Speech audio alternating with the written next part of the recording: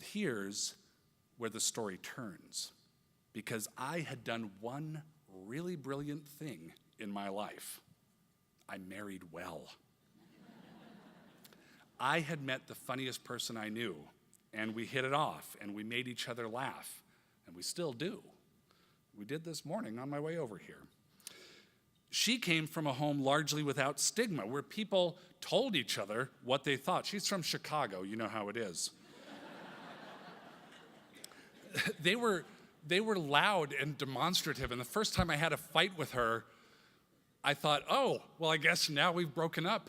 And after the fight, she's like, so you want to go get some dinner? I'm like, what the hell just happened?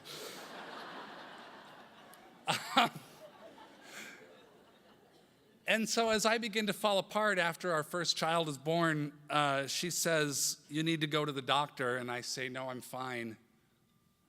I'm fine. And she said, well, if you don't care about yourself enough to do this, care about me and the baby, and go do this for us. So I do. I went to the doctor, and it turns out doctors are smart. In a very short amount of time, this doctor said, well, you're depressed. And I asked how he was able to tell after one conversation. He said, oh, no, I knew you were when you walked in. The conversation was just to confirm that. And we have choices on how to deal with it. We have a lot of choices. There are options. There are therapies. There are things we could do to address this. And I was so happy. Yay, I'm depressed. Because it had a name and because it wasn't me. It was a thing that I had. This was the difference between just steadily noticing stuff is missing from your house and having a description of the burglar in your neighborhood. So I did the right thing.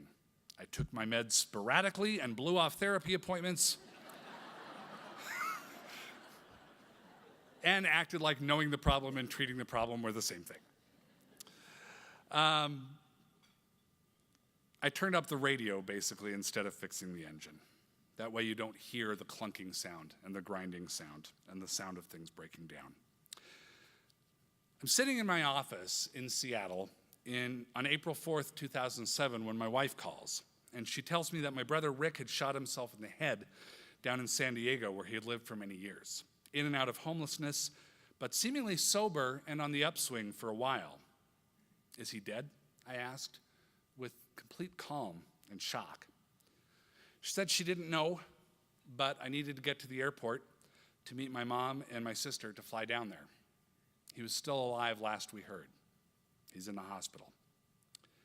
So I get to the off-site parking place and I drop off my car and I get on the shuttle to take me to the airport, very short trip. And it's raining out, it's gray, it's Seattle. And the driver says, where are you headed? And I say, well, San Diego. Oh, for pleasure or work? I'm like, well, I don't really know how to answer that question because it really doesn't seem to be either one. I just say it's a personal trip. And he says, oh, sunny San Diego. You're going to have a good time down there. And the poor guy doesn't know what he's walking into.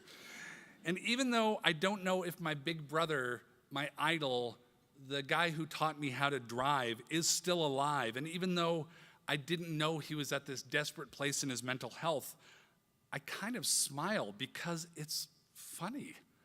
I'm 100% as devastated as I would otherwise be, but it's funny because this driver, no, I say, I don't think I'll have much fun because I kind of want to see where this joke goes. Oh, he says, well, what are you going down for? And what are you going down? It's like watching a waiter with a tray full of cream pies and a roller skate. And stigma wants me to be quiet about it, but comedy won't let me. Well, my older brother shot himself in the head today, and I'm hoping to see him before he dies. And I know that my brother would think that was really funny, the whole situation. And I feel bad for the shuttle driver, but it's really not on the top of my list of concerns at the moment. Sorry, future writers who will be subjected to a shuttle driver who is enormously taciturn for the rest of his life. Rick Moe died at the hospital later that night. His friends from the sobriety hotline where he'd volunteered for years were there. He was passionate about helping others, but he couldn't help himself. He had been in a spiraling depression that I never knew he had because he had told almost nobody about it. I'm told he had been to a doctor who urged him to get aggressive about his treatment, to check into a facility, to get some better meds. This was really serious, he was told. And Rick was ashamed of that and scared, and he felt like a failure. And he was killed by a gun, depression, and stigma. I became very good about taking my meds and have been since. Now, a few days later, back in Seattle, we went to scatter his ashes in Puget Sound, and we had this box of cremains, which is already a hilarious word that you can never laugh at when you're encountered with cremains. And my oldest sister, who's flown in for this, is carrying the box out of the car, and my mother, for some reason, says, "Oh, is it heavy?" And my sister says, "Well, he ain't heavy."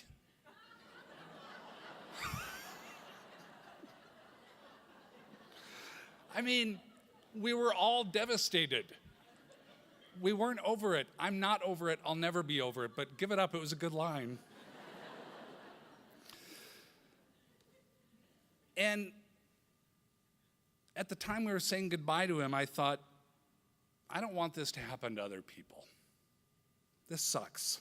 I don't want this to happen to somebody else's brother or sister or mom or dad or son or daughter or friend. And I thought, well, what can I do? What do I have at my disposal? I'm not a therapist. I'm not a doctor. I can sometimes string some sentences together. I can sometimes make a joke. I have access to microphones. How do those fit together? And I didn't know. And I thought about it for a very long time. And not so long after that, Twitter came along, which was a real fun way to both make jokes and read jokes and see what other people think of your jokes, and in the form of retweets and faves and all these things. And I make a lot of jokes. I'm, for some reason, very creative and productive, probably to deal with a deep-seated fear of death. I don't really have time for that psychological issue right now. I'll get to that one later. And before long, I had all these followers, and the anniversary of Rick's death came along. And instead of jokes, I said, you know, if you are depressed, if you know someone with depression, if you suspect it might be there, go get it checked out, because I don't want you to die, and people around you don't want you to die. You know, I borrowed a line from my wife. If you don't do it for yourself, do it for someone else, because they'd really appreciate it. It'd be a nice thing to do. I explained how when Rick died, the bullet didn't really stop in his head. It ricocheted off every person that he knew.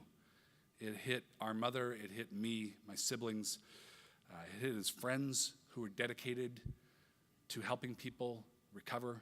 It hit his ex-girlfriend who was pregnant with Rick's daughter.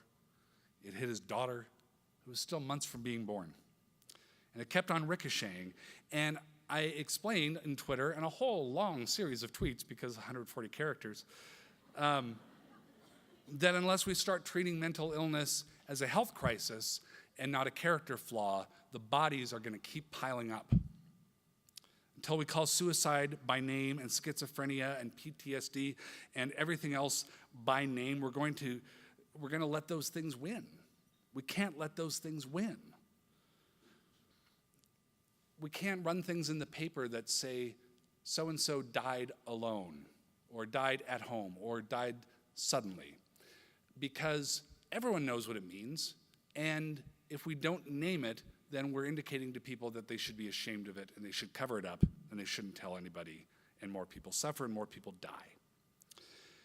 And I talk about how we should do what we did with littering in the 1970s, when our parks all looked like crap, and we said, maybe we should start throwing things away.